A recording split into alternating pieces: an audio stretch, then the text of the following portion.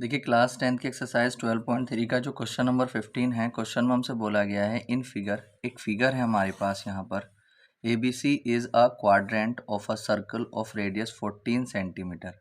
यहाँ पर एक ABC एक क्वाड्रेंट है। देखिए ये जो शेडेड पोर्शन है, अगर हम इसको छोड़ देते हैं तो एक क्वाड्रेंट बन रहा है यहाँ पर। ठीक है, क्वाड्रेंट क्या होता है?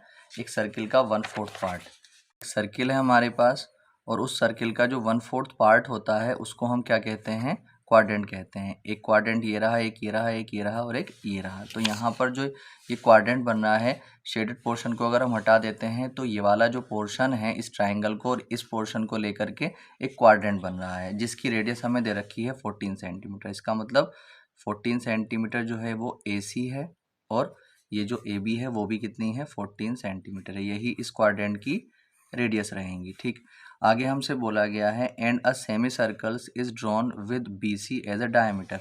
और यहाँ पर एक सेमी सर्कल भी है। सेमी सर्कल जो है जो बनेगा वो खाली इस एरिया को इस पोर्शन को लेकर नहीं बनेगा। ये जो शेडेड वाला है इसमें अगर हम इस वाले पोर्शन को मिला देते हैं तो जब इसको इसको दोनों को मिलाकर आप देखेंगे तो ये क्या बनना है? एक सेमी सर्कल बनना है जिसका डायमीटर बताया गया है BC। ठीक है, तो find the area of the shaded region. तो हमें क्या करना है? जो शेडेड रीजन है हमें इसका एरिया फाइंड करना है। ठीक, अब देखिए इसका एरिया हम किस तरीके से निकाल सकते हैं। अगर हम ध्यान से देखते हैं इस पोर्शन को, जो इस कर्व से और इस BC लाइन से जो बाउंड हो रहा है वो एक सेगमेंट है। अगर हम सेगमेंट का एरिया निकाल लेते हैं, ठीक है, और फिर हम इस सेमी सर्कल का एरिया निकाल लेते हैं। जब सेमी सर्कल का एरिया निकलेगा तो उसमें ये वाला शेडेड पोर्शन भी आ जाएगा और ये भी आ जाएगा। ठीक है, तो अगर हम सेमी सर्कल का एरिया निकाल लेते हैं और इसका एरिया निकाल लें और फिर पूरे सेमी सर्कल के एरिया में से इस एरिया को माइनस कर दे तो शेडेड एरिया हमें मिल जाएगा। ठीक है, अब देखिए बात ये आ जाती है कि सेगमेंट का एरिया निकालने के लिए हमें दो चीज़ों की ज़रूरत पड़ती है, एक तो एंगल की और एक रेडियस की। रेडियस हमारे पास है और एंगल भी हमारे पास है। एंगल क्यों हमारे पास है? जो क्वाड्रेंट होता है वो हमेशा 90 डिग्री एंगल बनाता है क्योंकि वो एक सर्किल का 1/4 पार्ट होता है। ठीक है, तो हमें एंगल भी मिल गया, यानी कि इसका एरिया बड़ी आसानी से आ जाएगा। ठीक है, मगर अगर हम देखेंगे ना तो ये जो शेडेड पोर्शन है इसका एरिया निकालने के लिए हमें इस BC की ज़रूरत पड़ेगी, क्योंकि BC क्या है? डायामीटर है। जब तक डायामीटर नहीं आएगा उसकी रेडियस नहीं निकलेगी और जब रेडियस नहीं होगी तो उसका एरिया हम नहीं निकाल पाएंगे। अब देखिए सबसे पहले हम BC ही निकाल लेते हैं। BC निकालने के लिए आप यहाँ पर देखें कि ABC जो बन रहा है एक राइट एंगल ट्राइंगल बन रहा है और राइट एंगल ट्राइंगल में अगर दो साइड्स मालूम होती हैं, तीसरी हमें निकालनी होती है तो हम निकाल पाते हैं। तो हम सबसे पहला काम क्या करेंगे? इन ट्राइंगल ABC में पाइथागोरस थ्योरम लगा देंगे। पाइथागोरस थ्योरम क्या होती है? 90 डिग्री के सामने वाली लाइन जो होती है उसका स्क्वायर, यानी कि BC square is equal to AC square और प्लस में AB स्क्वायर। ठीक है, यहाँ पर जब हम देखेंगे तो BC स्क्वायर को आप ऐसे ही रखें। AC कितना है हमारे पास?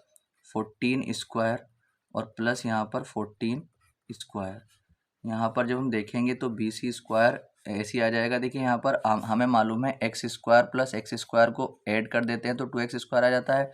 इस तरह से 14 स्क्वायर प्लस 14 स्क्वायर एक्स को जब ऐड करेंगे तो 2 इंटू 14 स्क्वायर आ जाएगा। ठीक है, या आप वैसे भी इसको ओपन करके पूरा पूरा यहाँ पे 14 का स्क्वायर लिखें, यहाँ पर 14 का स्क्वायर के उनको ऐड करें, वहाँ से निकाल लें। ऐसे भी कर सकते हैं, ऐसे भी कर सकते हैं। अब BC के ऊपर जब स्क्वायर हटाएंगे हम तो इनके ऊपर रूट लग जाएगा 2 इंटू 14 स्क्वायर। अब हमें ये भी मालूम है कि इस साइन के अंदर से वो चीज़ बाहर आती है जिसके ऊपर स्क्वायर होता है। ठीक है, तो √2 तो इसके अंदर ही रहेगा और इंटू जो 14 के ऊपर स्क्वायर है वो 14 बाहर आ जाएगा। ठीक है, तो ये BC इज इक्वल टू हमारे पास हो जाएगा 14√2 सेंटीमीटर। ठीक है, तो ये कितना आ चुका है? 14√2 सेंटीमीटर। अब देखिए इसके लिए भी हमारे पास डायमीटर आ चुका है। अब सबसे पहला काम हम क्या कर लेते हैं? इस सेगमेंट का एरिया निकाल लेते हैं। इस सेगमेंट का एरिया निकालने के लिए हमें ज़रूरत पड़ेगी पहले R की और थीटा की। तो यहाँ पे हम लिख लेंगे फॉर सेगमेंट। जब यहाँ पर सेगमेंट का एरिया निकालेंगे तो R हमारे पास कितनी है? 14 सेंटीमीटर और थीटा हमारे पास कितना है? 90 डिग्री। तो एरिया ऑफ सेगमेंट, सेगमेंट कौन सा वाला है? जिसके अंदर मैं यहाँ पर फर्स्ट लिख रहा हूँ। ठीक है, ये तो एरिया ऑफ सेगमेंट की अगर हम बात करें तो यहाँ पर जो फॉर्मूला होता है R² / 2 into pi theta upon 180 minus sine theta हम लगा सकते हैं एरिया ऑफ सेगमेंट के लिए। तो यहाँ पर आर की वैल्यू देखेंगे तो 14 स्क्वायर आ जाएगा और अपॉन में 2 आ जाएगा। पाई की वैल्यू पाई की वैल्यू यहाँ पर 22/7 ही रख लेना। मल्टीप्लाई थीटा कितना है 90 और अपॉन में कितना 180 और माइनस साइन 90। अब देखिए यहाँ पर 14 का स्क्वायर कितना होता है 196 अपॉन में 2 और यहाँ पर जो 22 के अपॉन में जो 7 है वो नीचे वाले के साथ मल्टीप्लाई में आ जाएगा। तो ये हो जाएगा 22 मल्टीप्लाई 90 और अपॉन में ये वाला 7 180 के साथ मल्टीप्लाई में आ जाएगा। और यहाँ पर साइन 90 की वैल्यू कितनी होती है 1। 0 से 0 ख़त्म, 9 से 2 टाइम ख़त्म, 2 से ये वाला 11 टाइम ख़त्म और 2 से ये भी कट जाएगा। दो नम 18 आ जाएंगे, 2 नम 18 1 2 8 16। तो यहाँ पर आ जाएगा ये 98 और यहाँ पर बचेगा 11/7 माइनस कितना आ जाएगा 1। तो यहाँ पर 98 को आप ऐसे ही रखेंगे।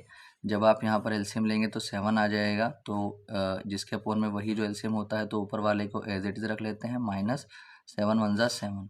तो यहाँ पर 98 और मल्टीप्लाई 11 में से 7 चला गया तो हमें बचेगा, हमारे पास बचेगा 4 और मल्टीप्लाई अपॉन में 7 7 से कट जाएगा, 7 ही 7 2 बचेंगे 28, 7 चौका 28। तो यहाँ पर आ जाएगा 14 मल्टीप्लाई 4।